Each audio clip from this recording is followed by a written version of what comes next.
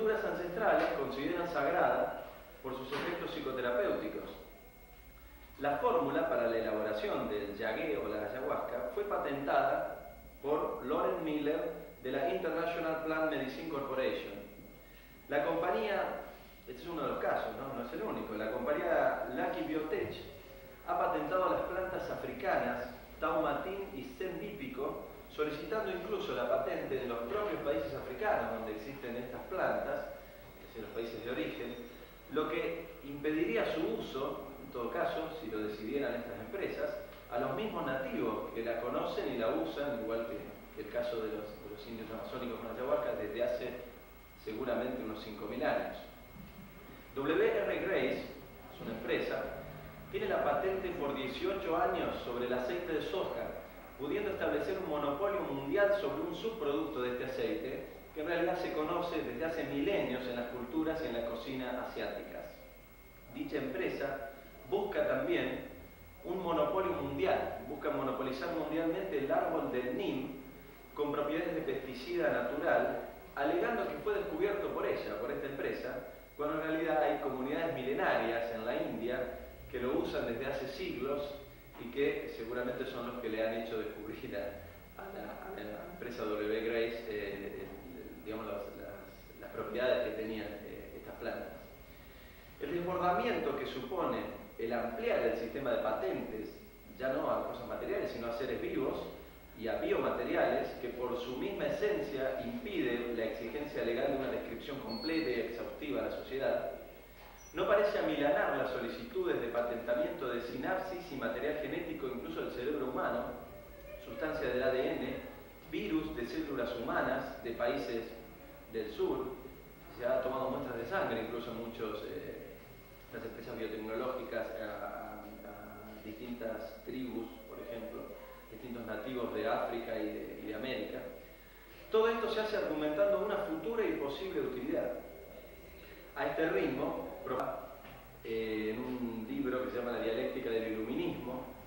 él decía que, en fin, el iluminismo en un concepto más amplio, según Horkheimer, se basaba en una práctica del dominio. Según este autor, la alienación de nuestros días encontraría sus raíces en la lógica de la apropiación y el dominio propia de Occidente, que generó la aparición de la propiedad privada. Dice que no es que la propiedad privada generó la lógica esta del dominio y de la apropiación, sino que al contrario, en la raíz de todo el problema se encuentra la lógica del dominio y de la apropiación. Eso fue que se crearon instituciones a través de la historia, en el derecho, como por ejemplo la propiedad privada, y cuya supresión en los medios de producción, por ejemplo en las sociedades comunistas, ya hemos visto que no logró hacer desaparecer por completo otras formas de dominio, apropiación, en otras manifestaciones, por supuesto. Horkheimer decía que este comportamiento, basado en un impulso de miedo, o sea, este comportamiento de dominio y de apropiación, se basa en un miedo primal del hombre frente un miedo a la muerte, frente a un impulso de miedo a la realidad, al otro, un miedo a lo desconocido,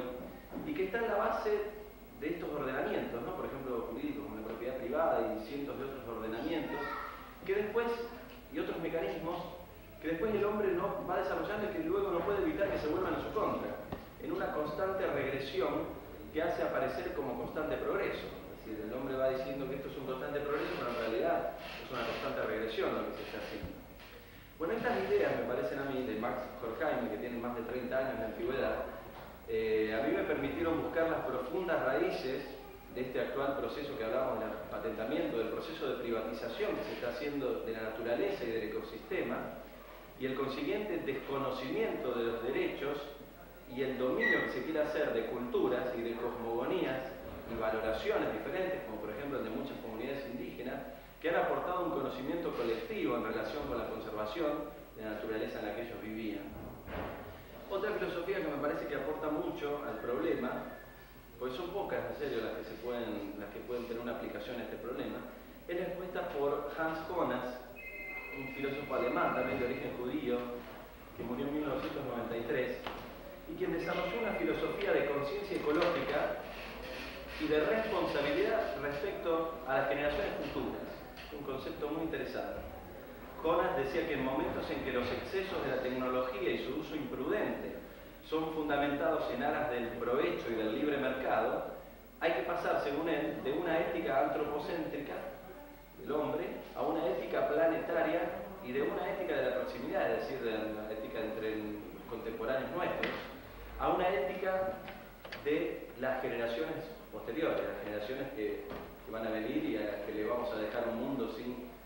muchas plantas, sin muchos árboles, de donde seguramente se perderán quién sabe qué remedios o qué soluciones para las enfermedades.